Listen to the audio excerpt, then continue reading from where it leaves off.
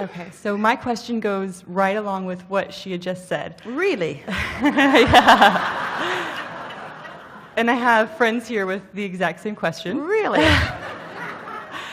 So I feel like what the situation that happened was I did meet a guy, and we were both out of the vortex, and so he was my point of attraction then I experienced that alignment, and so it was because of him. So then, when he left, then it was that big drop. And so then I knew, well, I had to get back to that high-flying feeling.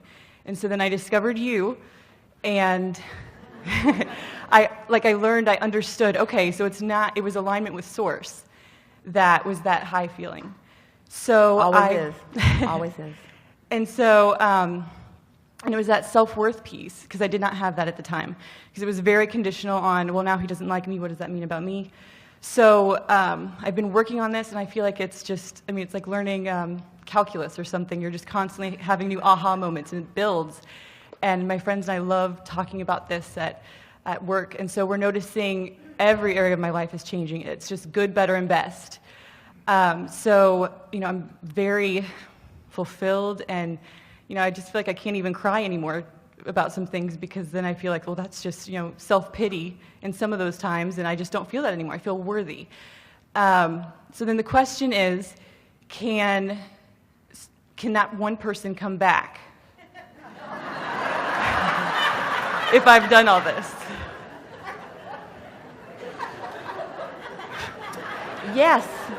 Yes. And the way to accomplish that is by not using that person as your reason for feeling good.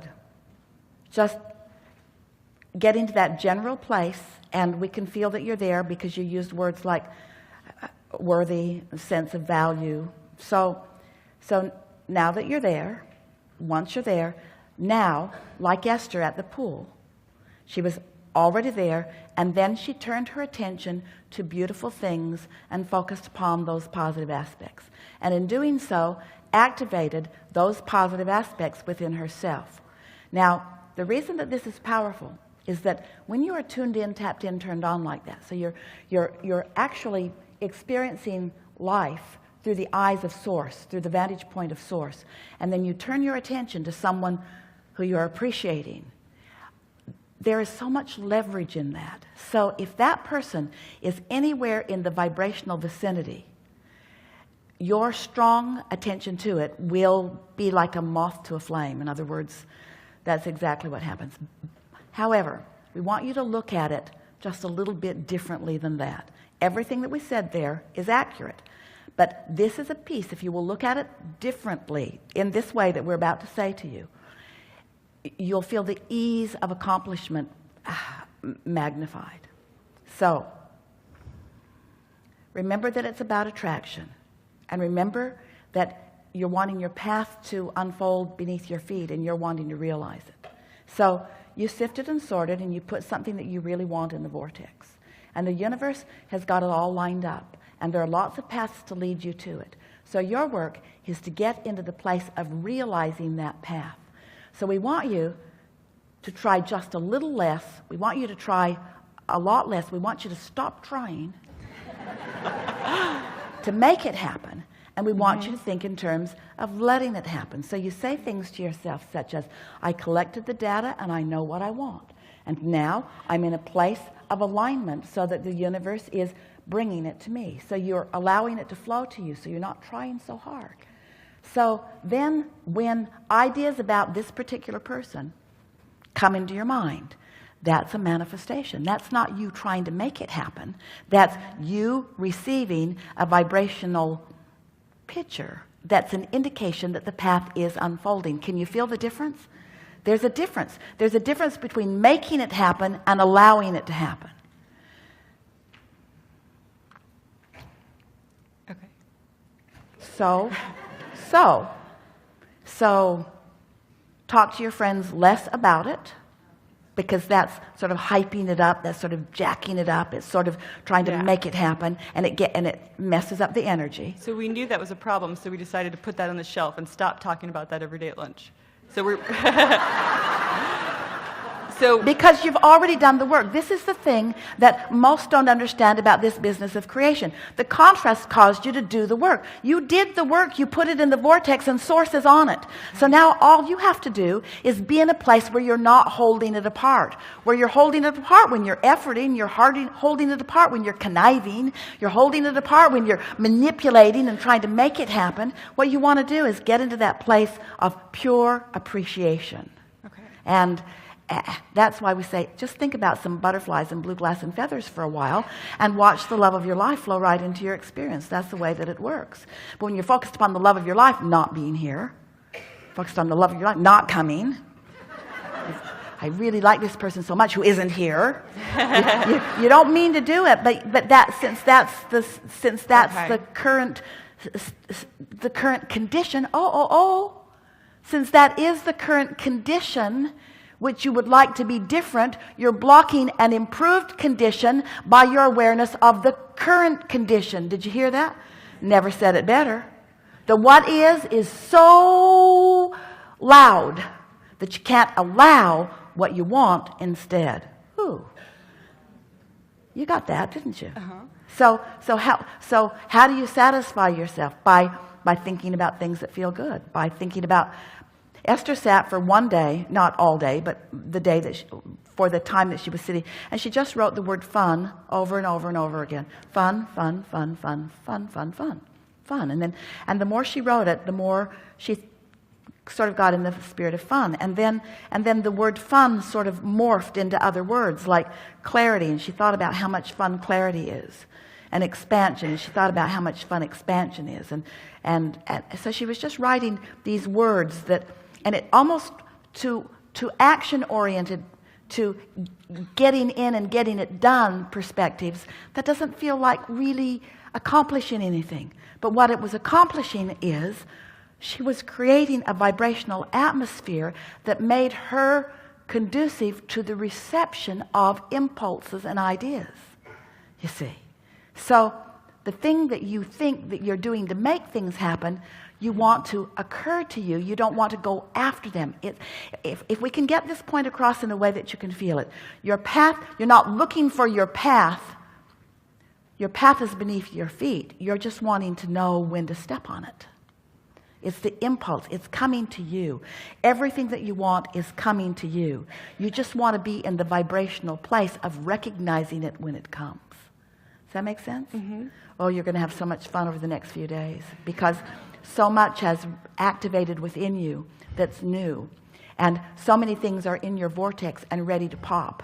And just the conversation that we've had together today has put you in a different vibrational stance so that you have a different relationship with so many things that are in your vortex. It's going to be a wild and wonderful week. Watch and see. Any more? Well, it's interesting that you brought up the blue glass story because we have, so we knew that we needed to get off the subject, and I knew I needed to stop taking my own action in this situation. So we have started playing the game that you had talked about, let's think of something to manifest and then watch it come. So we find a lot of fun in that. And like today, the one that she gave me was dove, and then a little bit later I looked down at my necklace, oh, there's a dove on it. And so it's fun just to see it come just like that. So I understood from I think what you said before of then have fun in my area. So I said, okay, well, I'm done trying, and then the guy who comes is going to have to be... Can you feel how your area feels different now than it did before? Mm-hmm. In other words, my project... So I had said, okay, it's going to have to be the UPS man that comes to my door because I'm done trying. And then a very cute guy moved into my right and a very cute guy above. So I'm having fun with it now. So am I lightening it? And I feel I'm on the brink. Am I getting close? We have 3 questions for you. Okay. Why do you want it now? Why do I want it to manifest right We don't now? need an answer. We just want to put that question out. And the next question is, are you having fun in the process? Yes, I'm learning to. I'm because getting there. if you're having fun in the process, don't you hope he never comes? Now wait just a little bit. Yeah. There's really something in there. There's really something in there, because the process is really fun. And once somebody shows up, you're sort of done. That, exactly. So don't you sort of want to savor the process for a little while? We've asked that too. That was our last question. It was, we're having so much fun that are we going to let ourselves land, or are we just going to keep Well, what happens going? is you have fun in the process, and then someone comes, and then the evolution continues with the two of you. You just discover deeper depths and broader expansiveness and more deliciousness in one another. In other words, there's no end to what you can tap into one another once you begin looking through the eyes of Source. But you really want to get that conditional stuff out of the way first, because it stifles so many relationships.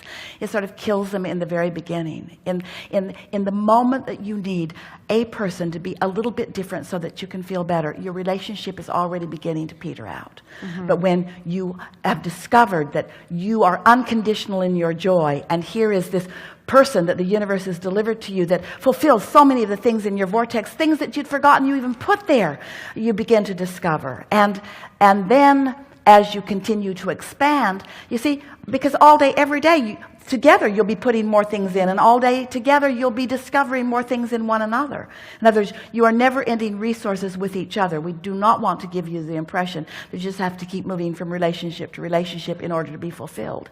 But we do want you to know that you've got some more stuff that you want to get done before that one comes, in order to set the basis of this long experience of living happily ever after that you're reaching for. Okay. On the brink? Absolutely. Fun in the process? Yes. But if you can take the urgency of the time out of it and focus for a little while on how much fun you are enjoying the expansion of your own understanding of what you want, then each of these people that flow into your life experience, and there will be a few of them that will come and go and come and go and come and go, each of them will add immeasurably to your understanding of who you really are and what you really want. Okay. We think this is a really good time for a segment of refreshment. Thank you.